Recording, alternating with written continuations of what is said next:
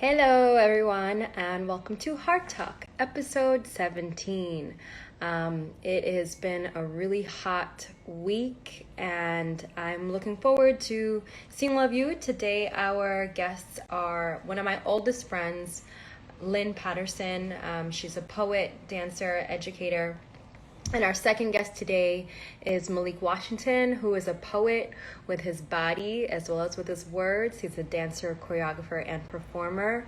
Hi, folks. Thank you for coming in. So while we wait for folks to come in, I would like to share just a piece of art that really reflects kind of how I've been feeling lately. And we have the artist who created this piece in here. I am on the Alpha Arts Alliance one right now. Yes, I am. Okay, great. So this piece was collected by Lynn Patterson, whom you are going to get to meet shortly. And when she came in and saw this piece, was like really pulled to the emotion in it. It's something that has been really grounding for me. The artist who created this piece, Tana Torrent, is one of my best friends, and someone who, despite all the turmoil that we are all personally going through all the time, is always willing to give and support one another. Her work is extremely powerful, as you can see here. Hey, Burn Station. So this piece, when Brittany saw it, when she came to visit from Seattle, she wanted to have it. So Brittany, aka Lynn Patterson, whom you're going to meet shortly, is the collector, one of the first collectors of Alpha Arts Alliance. So this is a bit about Lynn, and here she just came in. Lynn, I was just telling folks about this piece that you collected from us, but I'm gonna go ahead and get started. I met Lynn when we were teachers in Baltimore. We both did Teach for America. We lived next door to each other because our last names are very similar. And I ended up being a bridesmaid in her wedding, and now she's one of my dearest friends. So we're gonna go ahead and get this conversation. And I'm also hoping my phone stays cool, because last few weeks ago, my phone shut down in the middle of an interview. It got too hot. So I have this little spray bottle, and I'm next to the window. And hopefully the connection goes through, and here we go. Hi! Hey. How are you? I'm good. How are you? Good. I love when you do your hair like that. I did it just for you. Oh, thanks. So I see you have the piece behind you, the piece that I just showed. I do. Yeah, so I'm so excited to talk about that. But first of all, how are you feeling today? Did you have work today, or is today an off day for you?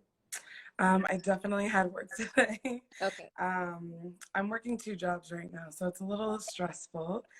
But I don't know. I'm taking a break right now. I'm excited to talk to you about art stuff. And oh, Tana's here. Hi. Yeah, Tana's here. We have your piece right here. Yeah. So Lynn is currently located on the West Coast, over in Seattle. But tell us a little bit about where you grew up, your background, because I know it all comes back into your work and into your poetry. But tell us about where you grew up and your ancestry. Yes, for sure. I currently live in Oakland, California. I just moved here about a year ago. Before that, I was on the road for 11 months, which I think that is probably my home at this point, is being on the road and being in different places. So right now is a really interesting situation because I've had to stay still. But where I grew up is in Seattle, Washington, which is not too far away from here. And yeah, up in the Pacific Northwest. It was an interesting place to grow up, I think, because I grew up in the 90s. So we had like Nirvana, and oh gosh, I'm forgetting, like Pearl Jam, people like that, doing the like alternative rock, punk, and grunge scene. So it was a really interesting like time to grow up in Seattle. I think anarchy is like a part of our blood and like going against norms and conventions. So I think there's always been a part of that that has been ingrained in me from growing up in Seattle. Yeah, you're actually one of my few friends from Seattle. So the first time I ever came to Seattle, and everything I know about Seattle is from you. So we met in Baltimore, and you've lived a few places since then. But what was the energy shift like when you came from the West Coast to the East Coast? Mm. Yeah, I mean, I think the energy shift was intense in some ways. I think, like, one, I had always really wanted to move to the East Coast just to see what it was like. Growing up in Seattle, I think sometimes can feel really isolating, especially as a Black person, when 14% of the population in the city of Seattle is Black. And so going to the East Coast, I remember in Baltimore in particular, just like being amazed because it felt like everyone was Black. Mm-hmm. Um, and there were just so many more like opportunities, I think, like professional opportunities and like artistic opportunities. And so that was really awesome. But I also think there was this cultural shift of like, I remember when I moved back to the West Coast, I started saying no worries again. And like, I genuinely meant like no worries. Like, we really have a slower pace of life here. Um, and so, yeah, I enjoyed my time on the East Coast though. Yeah, I enjoyed your time on the East Coast too. I'll be back one day. Yeah, one thing I really enjoy doing is actually thinking about the artists and the creatives I pair in these interviews. So our other artist today, Malik Washington, is also a teacher, also someone who you're also a dancer. You guys use, I think, speak through poetry and your words and also your movements. But one thing I've also spoken with him about briefly is like the energy of New York. Um, I would love to hear like of what the impact of the pandemic has had on your creative process. When a few years ago you released your first book, you just released a zine. So what has it been like? How has this time impacted your writing? Yeah, that's a heavy question. Yeah. I think like one, New York is amazing. And moving, like before I left the East Coast, I felt pretty like ingrained in the poetry scene in New York. I was going to a lot of events uh, with like open mic renegades. So when I moved to the West Coast, I was sort of like looking for a similar community like that. Mm-hmm. And I have found some like open mic communities and some really phenomenal artist spaces here. And then I had like made this decision that I wanted to start moving my art off of like social media. So I wanted to start focusing on just making those in-person connections with people. But then the pandemic happened, and now this is like the source of most of my human interactions. You know, we're still like quarantined pretty seriously here in Oakland. So I've been relying on Instagram and Pinterest and Facebook for like marketing in ways that I wasn't like I didn't really want to do before. But I think now I'm also realizing just the power of being able to connect with people over the internet. Yeah. So with my zine in particular, when I first put it together, the intention was that it would be called Nothing on the Internet Ever Dies. Mm-hmm. But it wouldn't be sold on the internet at all. It would only be sold at in-person like zine conferences. And then with the pandemic, like the joke was kind of on me because now it can only be sold over the internet and there is no in-person anything happening. So I feel, yeah, so I feel like it's changed a lot the way that I think about how I can connect with people.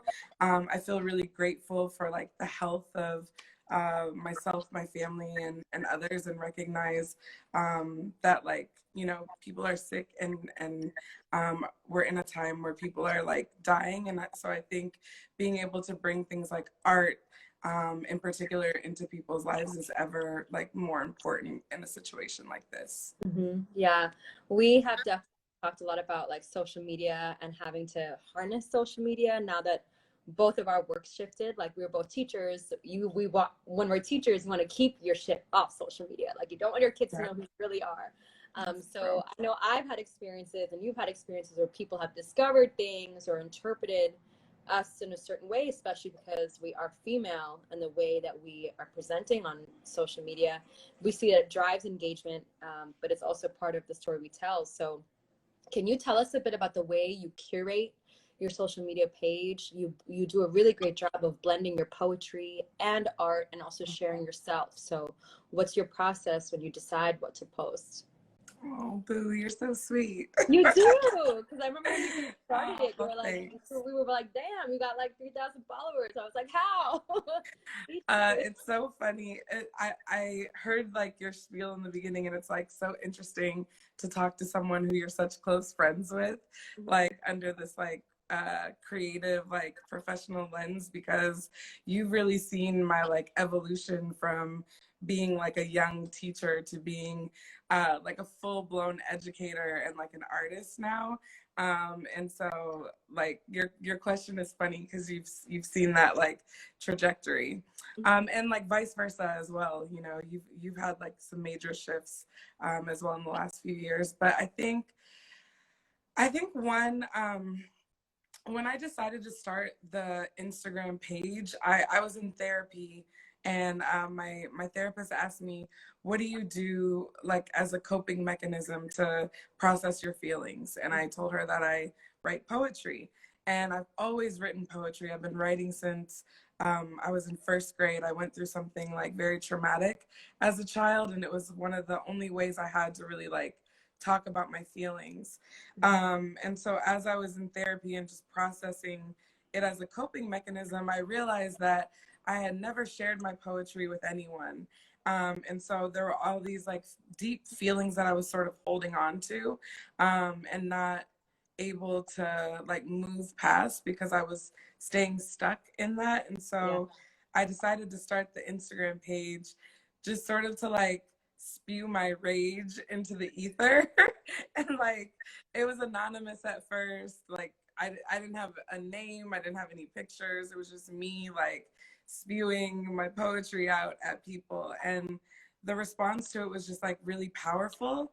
And I think from that like earlier time, I've just learned that the most powerful thing we can do is really to stand in our truth and be like honest and vulnerable with our feelings, because we live in a world where that's discouraged, but a lot of people are suffering silently, or feeling very alone. And the more that we can like share things that we've been through, the more it creates space for other people to see themselves like on the other side of those things. Yeah. So I think ultimately like everything that I decide to share is things that I really believe in. They're things that I feel really strongly about people knowing that I'm like going through or processing. Um, and so, yeah, I've gone through phases where I felt like I needed to like curate this beautiful page. But I think at the end of the day, what is most compelling to people is seeing people really own their authenticity. So that's what I strive to do. Mm-hmm. Yeah, no, I think you do it. And it's funny. I started doing henna again after my therapist asked me what I like to do, and I said I really like to work with my hands. And I think we were friends when I first started going to therapy. That was like almost, gosh, 9 years ago now. So you know, into a little minute. I would love to go to this piece. So I was sharing at the beginning, those of you who are watching and have been following Alpha Arts Alliance probably know Tana Torrent, have seen her work. She's one of the core members of Alpha Arts Alliance. And Lynn is one of the first patrons of Alpha Arts Alliance. So she, yeah, it's right there. She collected this piece when she came to visit. There was something about it that pulled you into it. So can you tell us what you felt when you looked at this piece and why you made the decision to support her as an artist and support? Gosh, first of all, I can't even say enough like wonderful things about her art. She's an incredible artist, and just you like so. Sadaf has a house in Brooklyn for people who may not have been there just yet. That is like the dopest artist space you'll ever see, and in and out of it come people who are creators, and on the walls, their art decorates everything. And so this particular time that I came to your house, I was in a really interesting place. I was like, I had just moved to the West Coast, and I was just, I don't know, I had come back to the East Coast to like sell my art, and I was having these weird feelings about what it means to sell things to people. And I remember like that time going to your house, Zavin was there, Kamau was there, and Mhm. Tana was there. And they're like, at the time, I really thought of myself as like a baby artist. Like, I wasn't really fully investing in my art. I had put together this book and was selling it, but I wasn't like, being in command of my voice. And through like all the interactions with them at your house, I realized like how powerful it is for us to really be able to like, just like stand confident in our voice as artists and see that our art like contributes to people's lives.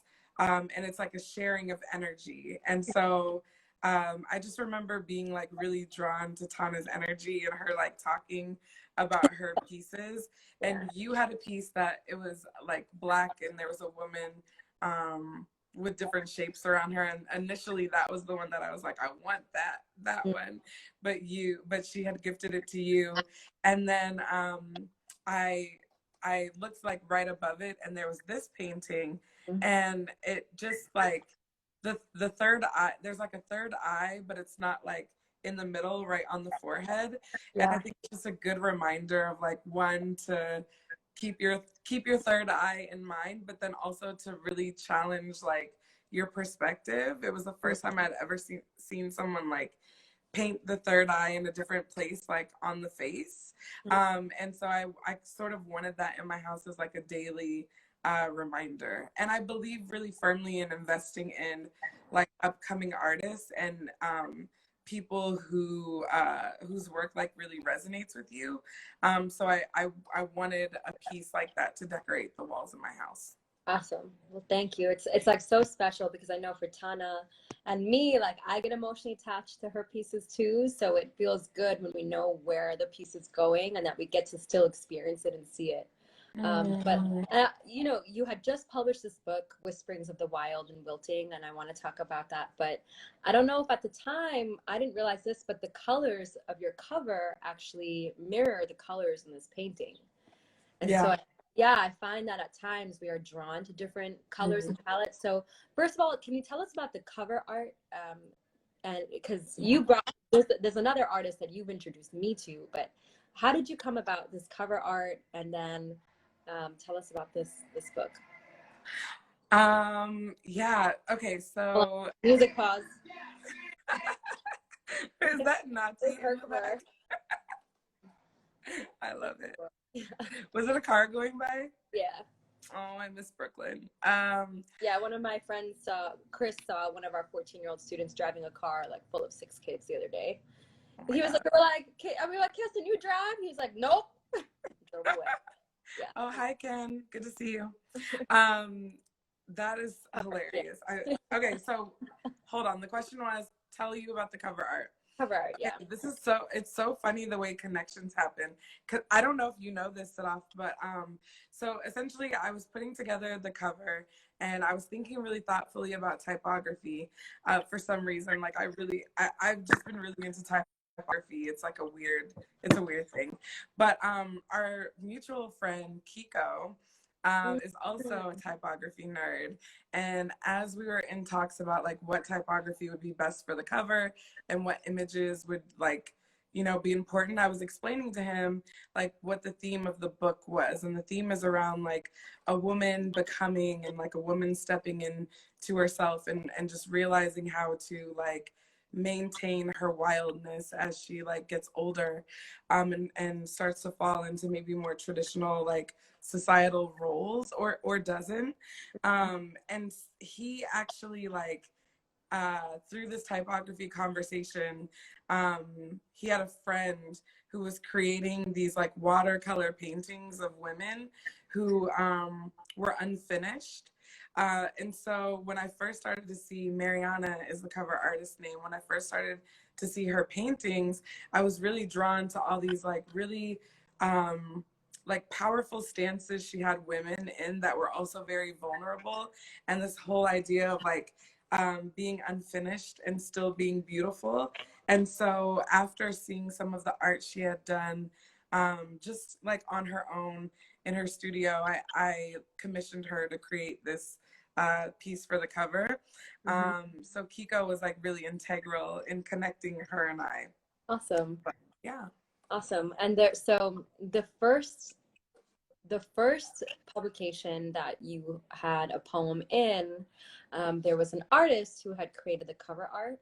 And again, there's similarities we can draw between the cover of your book and this artist. Her name is Nadine. She's a Parisian artist. So I ended up connecting with her after I saw the cover of this publication. But do you know the magazine I'm talking about?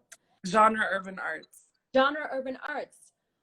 Wow. Okay, they just followed me on Instagram this week. Yeah. Makes a lot of sense. So that's how I got to learn of Nadine, and her art is incredible, and it's similar thematically, like Yeah, a women in strong stances, but they're not necessarily detailed, they're not necessarily finished. So you can, you can interpret it how you want. I like doing this back and forth. Yeah, I know, it looks cool. I think there, in every book that I would ever write, on the cover will always be some version of a woman like coming into herself. I don't know why, but it's on the zine as well, which I think we're going to talk about too. But I think that I think being a woman and being a Black woman in particular are the two like identity markers that really guide my lens as an artist. Yeah. And I think it's really important for me for younger women especially to know that like we're always stepping in to ourselves and we're never like final versions. And oftentimes society like tells us the opposite, that when we get married or when we have kids, like that's when we become, but we're just constantly like on that journey. Absolutely. I mean, the way I was raised, which is like have an arranged marriage, get married, have children. And I used to tell myself, like, I'll be free when I get married. Like, that's when I'll be able to start living my life. So clearly that's not what happened, but you're right. We do kind of continue to be reborn and be reborn. So the cover art on this for your zine, talk to me. Yay. Um, so this, again, like the interconnectivity is crazy. So do you remember my best friend from home, Danielle? Yeah.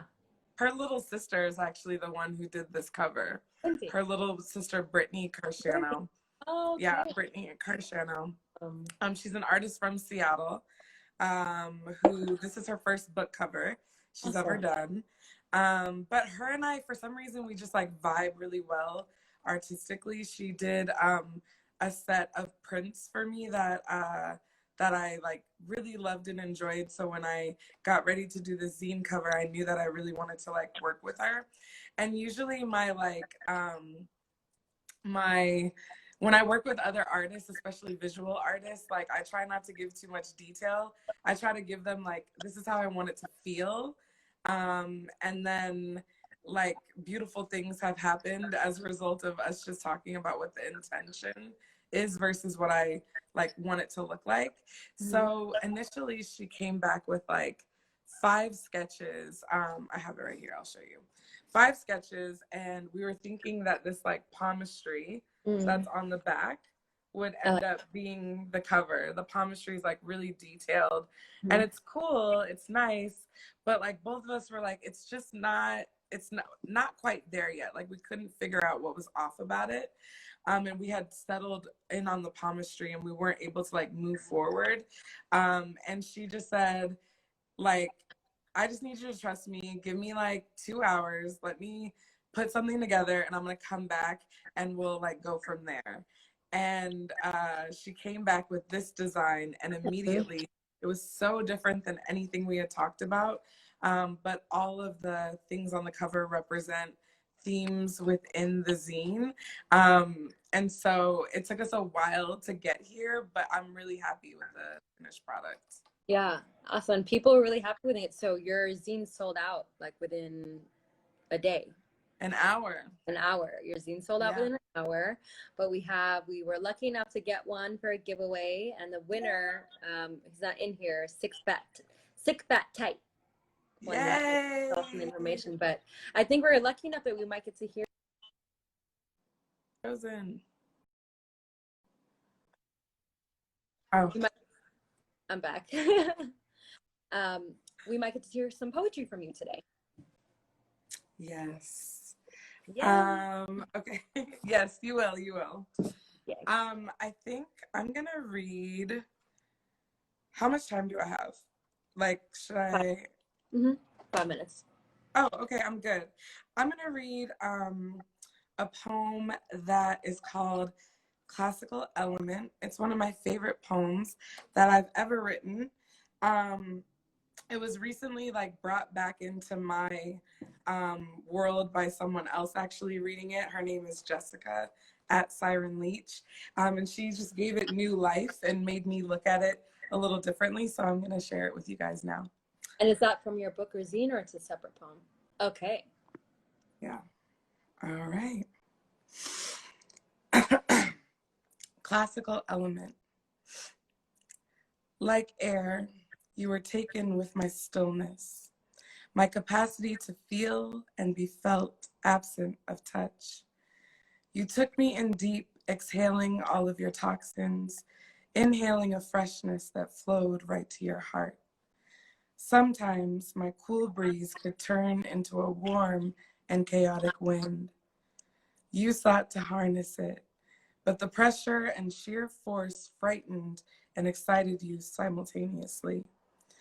Wild and non-conforming, just dangerous enough to be entertaining, difficult to look away. Like water, I fed off of your reflection of my own being and everything I embodied, revealing myself anew in your eyes. Reveling, we both bathed and cleansed, feeling new, leaving a dark ring of desire. But with the same force that aroused your attention, the crashing waves of my ocean soon turned into subtle droplets running down my own freckled cheeks. Invisible, purposefully hidden from you, for fear that the tension could betray my power. Like fire, wild, passionate, impossible to contain, anger erupted and turned destructive, disastrous. Developing slowly, it consumed itself from inside out until there was nothing left inside me but soot. And where were you to be found? You left me. You left me to survey the damage. You left me to question all of my elements. The very existence which enticed you and gave you life, you left in rubble and ruin without explanation, unconcerned with the wreckage you left behind. Like earth, you are no match for my divine feminine energy. Your words will never carry more meaning than my intuition. The vagueness of your intentions, though it threw me off my equilibrium, will never keep me down for long. My energy comes from my ancestors. Their struggles, their lessons are ingrained in my DNA. My intuition from my mother, who is one with nature.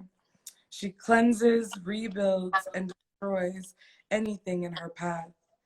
Your intentions are thoughtless, childish, selfish, fading into the ether as quickly as conception. I am from the earth.